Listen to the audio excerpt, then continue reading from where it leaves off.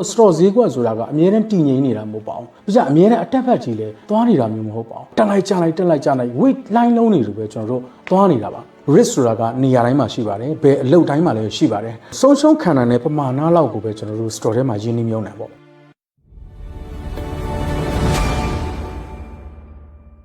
အားလုံးပဲမင်္ဂလာပါ Why Invest ကနေပြီးတော့ကြိုဆိုပါတယ်ကျွန်တော်ဒီနေ့မှာတော့ဗာလေးမျှဝေပေးခြင်းလို့ဆိုလို့ရှိရင်ဒီ investment လောကတွေကိုစတင်ပြီးတော့ဝင်ရောက်မဲ့သူတွေအတွက်ပေါ့ဒါသိထားတဲ့အချက်တွေအများကြီးရှိပါတယ်အဲ့ဒီထဲကနေမှကျွန်တော်ဒီအချက်တစ်ချက်ကိုကျွန်တော်မျှဝေပေးခြင်းပါတယ်ပထမဦးဆုံးကျွန်တော်တို့ဒီ stock investment တွေကိုစပြီးတော့ဝင်လာတဲ့သူတွေကဘာလို့စပြီးတော့စဉ်းစားကြအောင်ဆိုလို့ရှိရင် stock ပေါ့ဒီ stock တစ်ခုကိုတွေ့လိုက်ပြီ stock တစ်ခုကိုတွေ့လိုက်ပြီလို့ရှိရင်ဒီ stock ကဈေးတက်နိုင်လားပေါ့ကိုယ့်အတွက်ရောအမြဲရနိုင်လားဆိုပြီးတော့ဒါပထမဦးဆုံးစပြီးတော့စဉ်းစားကြတယ်အဲ့ထက်ပို့ပြီးတော့အခြေခံကြတဲ့အချက်တစ်ချက်ရှိပါတယ်အဲ့ဒီအချက်ကဘာလို့ဆိုလို့ရှိရင်ကိုယ့်ရဲ့ကိုယ်ပိုင်ဗဏ္ဍာရေးအခြေအနေပေါ့ဗဏ္ဍာရေးအခြေအနေကျွန်တော်ပြောရမယ်ဆိုလို့ရှိရင်မျက်နှာအောင်ပြောရမယ်ဆိုလို့ရှိရင်ဒီကျွန်တော်အိမ်တစ်လုံးစောက်တော့မယ်ဆိုလို့ရှိရင်အခြေခံကမခိုင်ပါဘူးဆိုလို့ရှိရင်ကျွန်တော်တို့အဲ့အိမ်စောက်လဲကျွန်တော်တို့ရေရှည်ခံမှာမဟုတ်ဘူးပေါ့အဲ့တော့ဒီဗဏ္ဍာရေးအခြေအနေပတ်သက်ပြီးတော့ကျွန်တော်ဗာပြောချင်လို့ဆိုလို့ရှိရင်လက်ထက်မှာ emergency fund ပေါ့အရေးပေါ်အသုံးစရိတ်စုမိဆောင်မရှိရလားပေါ့ဒါလေးကိုကျွန်တော်တို့အရင်စဉ်းစားရမယ်ပြောရမယ်ဆိုလို့ရှိရင်ကျွန်တော်တို့လက်ထဲမှာ emergency fund မရှိဘူးဆိုလို့ရှိရင်ဘလောက်ကောင်းတဲ့ stock ပဲတွေ့ကျွန်တော်တို့လက်ထဲမှာရှိတဲ့ဒီငွေကြီးတွေကိုအကုန်လုံးရင်းနှီးမြှုပ်နှံပစ်လိုက်တာမျိုးဒါကိုအတွက်အဆုံးရှုံးကြီးမားတဲ့အဆုံးရှုံးမှုတစ်ခုဖြစ်လာနိုင်ပါတယ်ပြောရမယ်ဆိုလို့ရှိရင်ကျွန်တော် stock ဈေးကွက်ဆိုတာကအများနဲ့တည်ငြိမ်နေတာမဟုတ်ပါဘူးပြကြအများနဲ့အတက်ဖက်ကြီးလဲသွားနေတာမျိုးမဟုတ်ပါဘူးတက်လိုက်ကြလိုက်တက်လိုက်ကြလိုက် weight line လုံးနေလို့ပဲကျွန်တော်တို့သွားနေတာပါသွားနေတဲ့အတွက်ကြောင့်မလို့လက်ထဲမှာရေးပေါ်အသုံးစရိတ်မရှိဘူးအသုံးစရိတ်မရှိတဲ့အခါမှာကျွန်တော်တို့ဘာဖြစ်တော့ဆိုလို့ရှိရင်ဒီ store ထဲမှာအကုန်လုံးရင်းနှီးမြှုပ်နှံလိုက်ပြီးမြှုပ်နှံလိုက်တဲ့အခါမှာကျွန်တော်တို့အတွက်ရေးပေါ်အသုံးစရိတ်မရှိဘူးအဲ့လိုအနေအထားမျိုးမှာဈေးကွက်ကလည်းကျွန်တော်တို့ကြာနေထားပါတော့ဒါဖြစ်တဲ့အနေအထားဖြစ်တဲ့သဘောတဘာဝကိုကျွန်တော်ပြောပြတာပါဈေးကွက်ကလည်းကြာနေတယ် store ထဲမှာအကုန်လုံးရင်းနှီးမြှုပ်နှံလိုက်တဲ့အတွက်ကြောင့်မလို့ဒီအရေးပေါ်အသုံးစရိတ်မရှိဘူးအဲ့ဒီအနေအထားမျိုးမှာကိုယ့်ရဲ့ကျန်းမာရေးအခြေအနေကကျွန်တော်တို့စီးရုံစည်းကမ်းကိုသွားတော့မယ်လာတော့မယ်ဆိုလို့ချင်းကျွန်တော်တို့ငွေလိုပြီးငွေလိုတဲ့အခါမှာဘာဖြစ်တော့ဆိုလို့ချင်းဒီ store တွေကဟာကိုကျွန်တော်တို့ကရောင်းပြီးတော့ပြန်ပြီးတော့ဒီငွေသားထုတ်ရတော့မှာအဲ့လိုအနေအထားမျိုးမှာဆိုလို့ချင်း store အနေနဲ့ကလည်းကျွန်တော်တို့ဝယ်ထားတဲ့ဈေးထက်ကျပြီးတော့မှရောင်းရတယ်ဈေးနည်းပြီးတော့မှရောင်းရတယ်အဲ့ဒီအတွက်ကြောင့်မလို့ကျွန်တော်တို့ဒါဆုံးရှုံးမှုဖြစ်လာနိုင်တယ်ဆိုတဲ့အကြောင်းကိုပြောတာပါအဲ့တော့ကျွန်တော်တို့ state ချန်နေကတော့ဘာလို့မလို့ဆိုလို့ချင်းဒီ stock investment ကိုစလုပ်တော့မယ်ဆိုလို့ချင်းကိုယ့်ရဲ့လက်ထဲမှာဒီ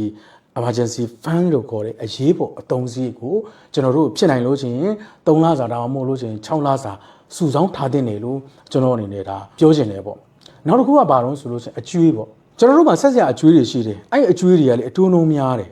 ကျွန်တော်တို့ဒီဘက်မှာ investment ကိုလုပ်လိုက်ပြီဆိုလို့ချင်းအဲ့ investment ကရလာတဲ့ return ကဒီဘက်ကဆက်ရမယ်အကျွေးတွေအတွက်ကျွန်တော်တို့ကမလုံလောက်ဘူးဆိုလို့ချင်းကျွန်တော်တို့အတွက်အဆင်မပြေနိုင်ဘူးပေါ့အဲ့တော့နောက်တစ်ချက်ကဘာတော့ဆိုလို့ချင်းကျွန်တော်တို့ဆက်ရမယ့်အကျွေးတွေရှိတယ်ဆိုလို့ချင်းတက်နိုင်ဆုံးရှင်းလင်းအောင်ဆက်ထားဖို့လိုပါတယ်အဓိကဦးစားပေးပြီးတော့ဆက်တင်တာကတော့ကျွန်တော်အတိုးတုံးများတဲ့အကျွေးတွေကိုစပြီးတော့ဆက်ထားနိုင်တာအကောင်းဆုံးပေါ့နောက်တစ်ချက်ကတော့ဘာတော့ဆိုလို့ချင်းကျွန်တော်တို့ဒီဆုံးရှုံးခံနိုင်တဲ့ပမာဏလောက်ကိုပဲကျွန်တော်တို့ store ထဲမှာရင်းနှီးမြှုပ်နှံပေါ့ဥပမာတစ်ခုပြောရမယ်ဆိုလို့ချင်းကျွန်တော်လက်ထဲမှာဒါကျွန်တော်10သိန်းရှိတယ်10သိန်းထဲမှာကျွန်တော်2သိန်းကိုဘာပဲဖြစ်ဖြစ်ရှုံးမြက်ကတော့ဘာမှလက်မကြည့်ဘူးဘာပဲဖြစ်ဖြစ်ဒီ2သိန်းကိုအဆုံးရှုံးခံနိုင်တဲ့အနေအထားရှိတယ်ဆိုလို့ချင်းအဲ့2သိန်းကိုပဲကျွန်တော်တို့က stock investment ထဲမှာရင်းနှီးမြှုပ်နှံပေါ့အဲ့လိုမဟုတ်ဘဲနဲ့ကျွန်တော်တို့ကအကုန်လုံးကိုရင်းနှီးမြှုပ်နှံလိုက်တယ်သို့မဟုတ်တဝက်လောက်ကိုရင်းနှီးမြှုပ်နှံလိုက်တယ်3ပုံ2ပုံလောက်ကိုရင်းနှီးမြှုပ်နှံလိုက်တယ်ဆိုလို့ချင်းကျွန်တော်တို့အတွက်ရေရှည်မှာအကျိုးမြတ်ဆိုတာထက်ဆုံးရှုံးမှုကိုပို့ပြီးတော့ဥတီလာနိုင်တဲ့အတွက်ကြောင့်မလို့ဒါကိုယ့်ရဲ့ဆုံးရှုံးနိုင်တဲ့ပမာဏကိုပဲကျွန်တော်တို့ကစပြီးတော့ရင်းနှီးမြှုပ်နှံဖို့ကအကောင်းဆုံးလို့ကျွန်တော်ပြောချင်ပါတယ်ပေါ့ဒီကုန်းချုပ်အနေနဲ့ပြောရမယ်ဆိုလို့ဆိုရင်တော့ကျွန်တော်တို့ဒီ stock investment ဆိုတာကလွယ်ကူတဲ့လမ်းကြောင်းတစ်ခုတော့မဟုတ်ဘူးပေါ့ကျွန်တော်တို့ risk ဆိုတာကနေရာတိုင်းမှာရှိပါတယ်ဘယ်အလုပ်တိုင်းမှာလည်းရှိပါတယ် risk free zone ဆိုတာမျိုးကတော့လုံးဝကိုမရှိပါဘူး risk free zone ဆိုတာလုံးဝမရှိပါဘူးအဲ့တော့အဲ့ stock investment ထဲမှာ risk တွေကိုကျွန်တော်တို့ဘယ်လိုကျော်လွှားရမလို့ဆိုလို့ရှိရင်ကျွန်တော်တို့ရဲ့စီကံတိခံနိုင်မှုနောက်ပြကြလို့ရှိရင်အမြဲတမ်းတင်ယူလေ့လာလို့စိတ်တွေနဲ့ကျွန်တော်တို့ကျော်လွှားသွားနိုင်မယ်ဆိုလို့ရှိရင်ကျွန်တော်တို့လိုချင်တဲ့ financial freedom လို့ခေါ်တဲ့ငွေကြေးလွတ်မြောက်မှုဘဏ္ဍာရေးစုကိုကျွန်တော်တို့ရောက်ပါလိမ့်မယ်အဲ့တော့ဒါကတော့ဒီနေ့ဒါ investment လောကတွေကိုစပြီးတော့ဝင်မဲ့သူတွေအနေနဲ့ဒါပထမဦးဆုံးတည်တင်တည်တိုက်တဲ့အချက်တွေအများကြီးတွေကမှကျွန်တော်ဒါပထမဦးဆုံးမျှဝေပေးတဲ့အချက်ကလေးဖြစ်ပါတယ်အဲ့တော့တကိုရေငွေကြေး စီမံခန့်ခွဲမှုနဲ့ပတ်သက်ပြီးတော့ဒီ emergency fund လေးတွေကိုကျွန်တော်တို့စပြီးတော့စုဆောင်းပါနောက်တစ်ခုကကျွန်တော်တို့အချွေးတွေရှိတယ်ဆိုလို့ရှိရင်အချွေးတွေကိုအမြင့်ပြတ်အောင်ဖြတ်ထားပါနောက်တစ်ခုကကျွန်တော်ကိုဆုံးရှုံးခံနိုင်လောက်တဲ့ပမာဏကိုပဲကျွန်တော်တို့ရင်းနှီးမြှုပ်နှံပါလို့ကျွန်တော်ပြောချင်ပါတယ်အဲ့တော့အားလုံးပဲလိုချင်တဲ့ငွေကြေးလွတ်မြောက်မှုပန်းနိုင်ကိုရရှိပြီးတော့ပျော်ရွှင်တဲ့ဘဝတွေကိုပိုင်ဆိုင်နိုင်ပါစေကျွန်တော်တို့ Wine Invest ကနေပြီးတော့ဒီ stock investment နဲ့ပတ်သက်ပြီးတော့အကြောင်းအရာလေးတွေကိုနေ့စဉ်နဲ့မပြတ်မျှဝေပေးသွားမှာဖြစ်တဲ့အတွက်ကြောင့်မလို့ stock investment နဲ့ပတ်သက်ပြီးတော့လေ့လာခြင်းတဲ့သူတွေကကျွန်တော်တို့ရဲ့ page လေးကို like and follow လုပ်ထားနိုင်ပါတယ်အားလုံးကိုအဆုံးထိကြည့်ပေးလို့လည်းကျေးဇူးအများကြီးတင်ပါတယ်